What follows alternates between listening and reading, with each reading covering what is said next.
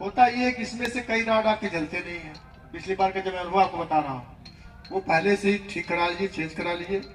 आपके बल्ब जलेंगे तो बहुत कम वोल्टेज रहेगा, या राड आपका जल नहीं पाता है।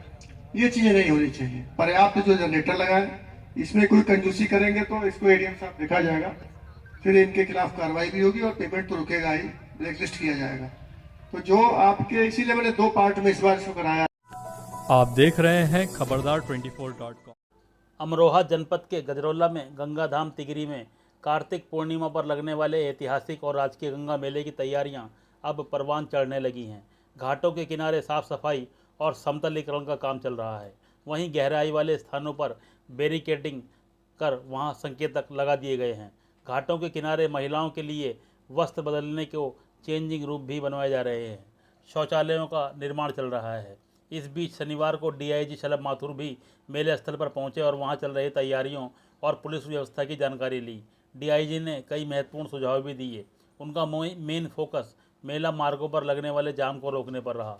इसके लिए उन्होंने एसपी आदित्य लांघे और एएसपी राजीव कुमार के साथ ही सीईओ मंडी धनौरा अरुण कुमार सिंह को भी कई टिप्स दिए। डीएम बालकृष्ण त्रिपाठी ने बताया कि 1 नवंबर से मेला आरंभ हो जाएगा। उन्होंने खराब प्रकाश व्यवस्था के लिए मौके पर मौजूद बिजली विभाग के अधिशासी अभियंता को कड़ी फटकार लगाई, साथ ही निलंबन की भी चेतावनी दी। इससे पूर्व एडीएम न्यायिक मायाशंकर यादव और एसडीएम राजीव राज ने भी घाटों का मुआयना किया। इस दौरान घाट पर घड़ियाल को देख अधिकारी सख्ते में आ गए और वन विभाग को इससे अवगत कराया। वहीं मेला स्थल पर अब रौनक बढ़ने लगी है। घाटों का नामकरण करते हुए वहां फ्लैक्स भी लगाए जा रहे हैं। फिलहाल मेला स्थल पर कुछ दुकानदार भी आ गए हैं। वहीं सदर गेट पर बनने वाले मचान को झालरों से सजाया गया है। आप भी देखिए डीआईजी की मौजूदगी में हुई समीक्षा बैठक में क्या हुआ। खबरदार 24.com के लिए नवनीत अग्रवाल। चल दिया देखो कह रहा है नाका है ना की वीडियो बना यार। इसको तो वन विभाग को बताना पड़ेगा। हाँ भाई, तो 3-4 हैं यहाँ पे। हैं? हाँ, क्या बताते रहिए, आप लोग बताए नहीं। ऐसे ही वहाँ जहाँ आने वाला घाट सरपंच उधर भी बहुत कहीं लंबा घाट रहता है, वहाँ भी आप इस साइड भी लगा सकते हैं। एक इसमें अब समय नहीं है।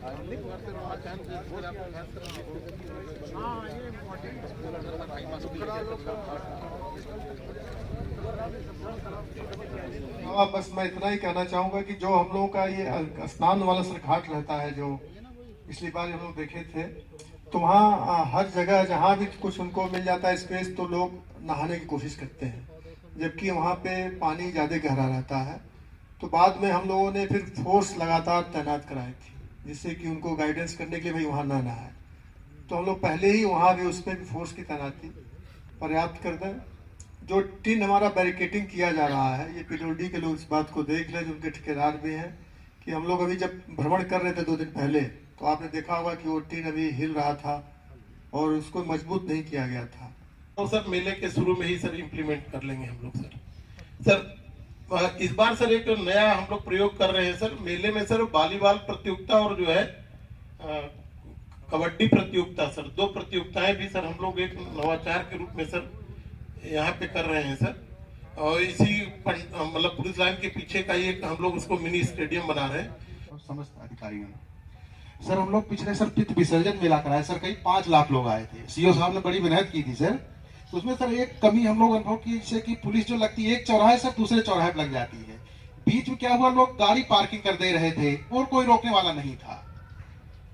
अब की सर जैसे हम लोग ड्यूटी अगर सड़क पर लग रही सर, जैसे 10-10 मीटर को कम से कम कुछ लोग रहे, ताकि कोई गाड़ी वहां पार्किंग न करने पावे। एक सर जो हमने अनुभव की थी ये चीज है। और दूसरी चीज सर, हमने जो एक पार्किंग की, मान लीजिए कोई गाड़ी खराब हो गई तो पीछे लाइन लगने लगती है, तो हमें एक वैकल्पिक पार्किंग होनी चाहिए पीछे, ताकि सर हम भीड़ न लगे, उसको बगल किनारे कर ले, ताकि हमारा मार्ग पूरा खुला रहे, किसी कीमत पर हम लोग उसको साफ रख लें। पिछले अनुभव हम लोग किए थे, 2 चीजें हम लोग थी। एक पार्किंग हम लोग आगे भी 2-3 मैदान है, हम लोग उसको चिन्हित कर रखेंगे, अगर भीड़ लगती है तो हम लोग वही तुरंत पार्किंग करा देंगे। और तीसरी चीज सर, अब की हम लोग व्यवस्था की है कि प्रत्येक सेक्टर में 3 कैंप लगाने के लिए, क्योंकि सर हमने पिछली बार हम लोग के पुलिस वाले मान लीजिए 2-4 घंटा खड़े होने के बाद सबको थकान लग जाती है, तो सर सबको बैठने के लिए कम से कम 1-2 कैंप हो सर, ताकि वो स्थायी रूप से वहां देख सके, कुछ लोग टहलते रहे ये करके। ये सब व्यवस्था हो जाए कि वहाँ सर सेक्टर मजिस्ट्रेट भी रहेंगे सर, एक हेल्प डेस्क भी हम लोग सर वहाँ बनवा रहे हैं आपकी बात। सर ये जो ठेले इत्यादि चाट के यहाँ कहीं पे लग जाते हैं, क्योंकि पूरी मुहिम ये रहती है कि हम प्लास्टिक फ्री मेला रखें, तो वो जो गलत जगह पर रख जाते हैं वहाँ सफाई कर्मी भी नहीं पहुंच पाते और फिर वहां पे गंदगी का स्वरूप दिखाई देता है।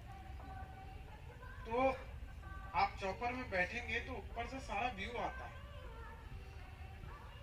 तो इस तरह से जहाँ पे स्वच्छता शुचिता पे बहुत ध्यान दिया जाता है तो ये एक इशू हो जाता है।